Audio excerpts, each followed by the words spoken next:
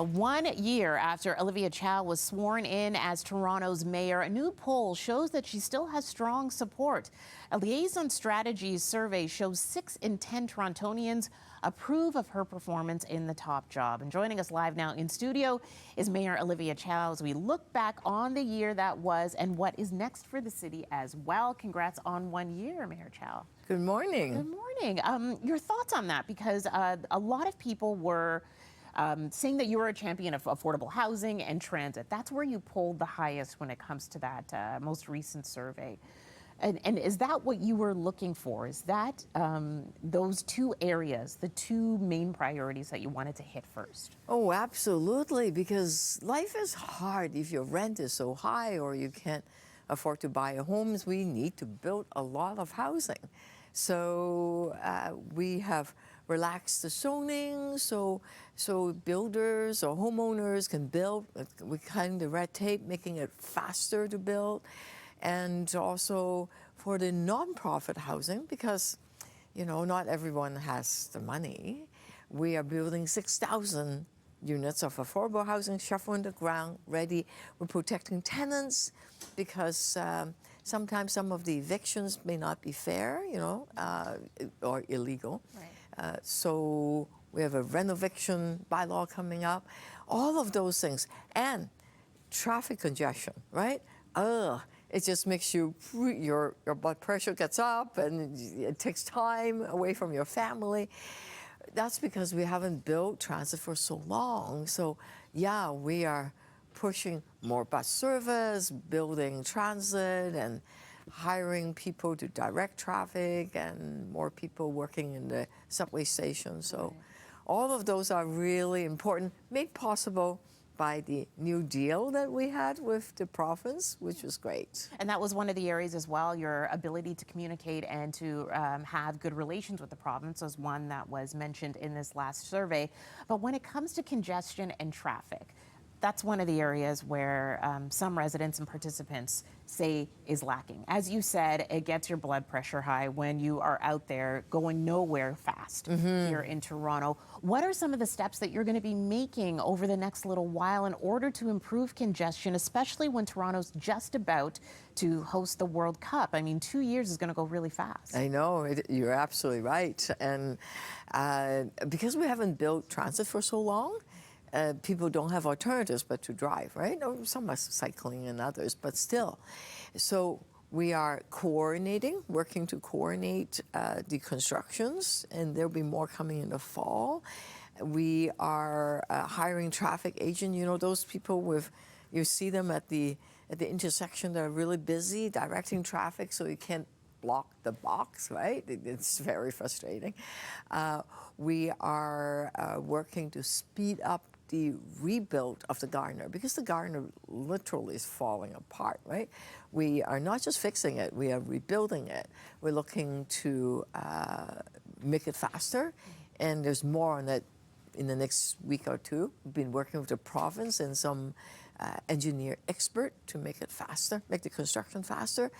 Plus, we are testing all the AI traffic signals.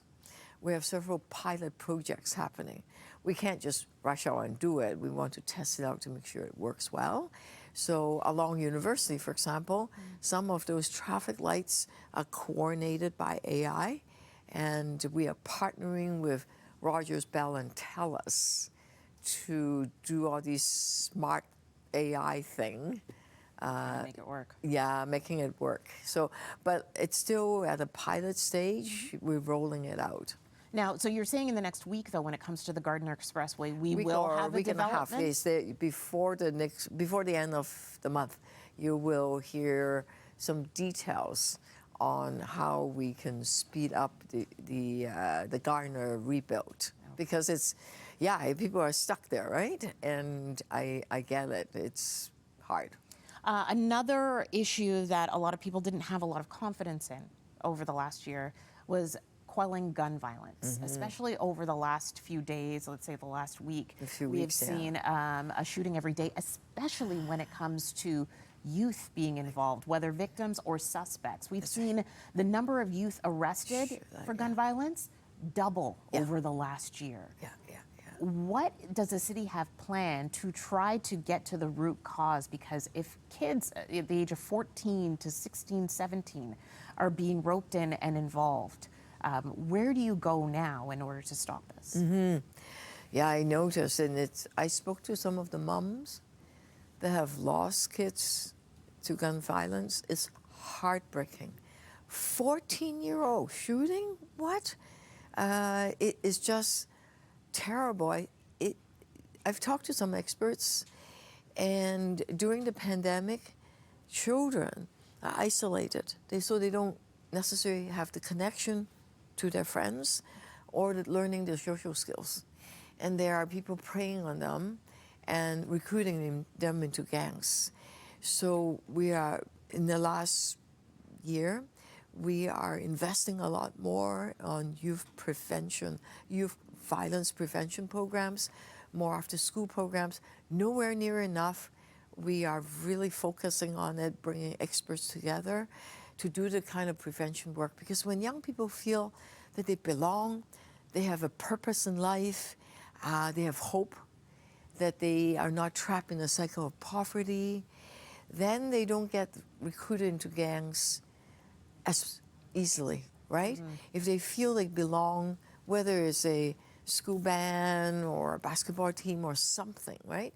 So we need, in some of the neighborhoods especially, to heavily involved, and also preventing people into falling into poverty, because that is, we are seeing that when you feel there's no hope, then that's pretty deadly. We are out of time, unfortunately, but I did want to ask you one quick question about the last year in reflection. What was the toughest thing you had to go through? Ooh, toughest. Very long hours, but I don't mind that. The toughest is looking at all the things that are falling apart, because City of Toronto has old infrastructure, City Hall, subway stations, all of it are just sort of falling apart, and we don't have the money. So discovering that big budget deficit and leaking roofs over at City Hall, all of that is tough. But the good thing is, Torontonians, we're resilient. We said, we'll work together and we'll create a caring city. We'll be able to conquer these challenges, which is wonderful. All right, well, congratulations once again on 1 year in. Got 2 more years before the next election as well. Thank you so much, Mayor Olivia Chow. Thank you so much.